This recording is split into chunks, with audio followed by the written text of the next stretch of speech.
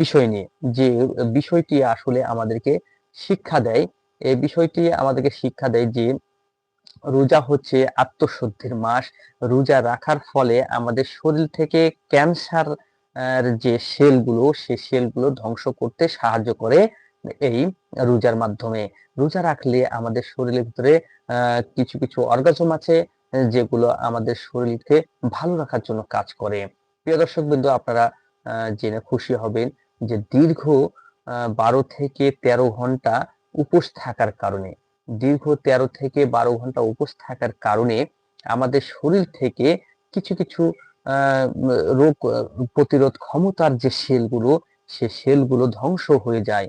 সে সেলগুলো ধ্বংস হওয়ার কারণ থেকে আমাদের শরীরে বাসা বাঁধতে পারে না। ক্যান্সারের মতন রোগ থেকে আমরা মুক্তি পেতে পারি।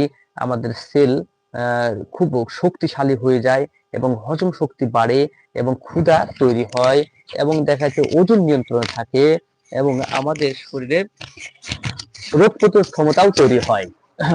আমাদের শরীরে একটি ইমিউনিটি সিস্টেম তৈরি হয়, যাতে আমাদের শরীর ভালো থাকে এবং সুস্থ থাকে এবং আমাদের শরীরে তৈরি হয় কি, আমাদেরকে বুঝাতে সাহায্য করে যে ক্ষুধা কি। ক্ষুধা